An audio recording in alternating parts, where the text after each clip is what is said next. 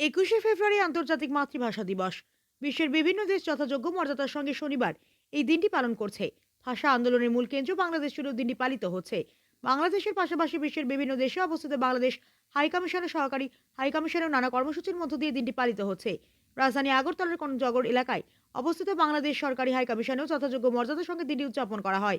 এদিন সকালে সরকারি হাইকমিশন প্রাঙ্গণে নির্মিত অস্থায়ী শহীদ বেদিতে ভাষা শহীদদের শ্রদ্ধা জ্ঞাপনে বাংলাদেশের জাতীয় সঙ্গীত পরিবেশনা ও জাতীয় পতাকা অর্ধনমন করার মধ্য দিয়ে কর্মসূচির সূচনা হয়।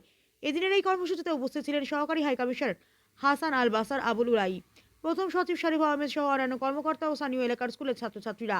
এদিনের এই কর্মসূচি সম্পর্কে সরকারি হাইকমিশনার হাসান আল বাসার আবুল উলাই বলেন, ১৯৫২ সালে বাংলাদেশে ভাষা স্বীকৃতির দাবিতে আন্দোলন হয়েছিল।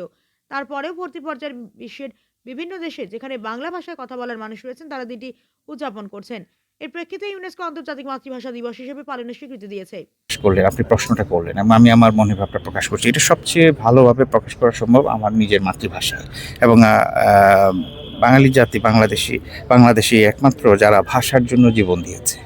তো এটার যে গুরুত্ব এবং এটার যে অনুভূতি এবং তার প্রেক্ষিতেই তৎকালীন সময়ে সেই অনেক ১৯৫২ সালে তখন সেটার গুরুত্ব বিবেচনা করেই তীব্র প্রতিবাদ করেছিল যখন আমাদের বাংলা ভাষাকে দমন করে রাখার চেষ্টা করা হয়েছিল। তো এর গুরুত্ব অপরিসীম, কারণ তার নিজের মাতৃভাষার মাধ্যমেই তার প্রকাশ, এটা প্রাণবন্ত প্রকাশটা হয়। হ্যাঁ, এটা অন্য ভাষাতে আসলে সম্ভব হয় না। হ্যাঁ, অন্য ভাষাও আমাদের শিখতে হবে, সকল ভাষাকেই আমাদের শ্রদ্ধা করতে হবে, যার যার ভাষা সেখানে, এবং কাজের প্রয়োজনে বিভিন্ন কারণে।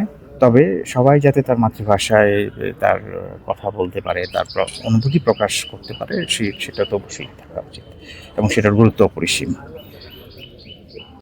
সকালের অনুষ্ঠানের পাশাপাশি সহকারী হাইকমিশনে বিকেল বেলায় দ্বিতীয় পর্যায়ে হিসেবে আলোচনা চক্র অনুষ্ঠিত হবে।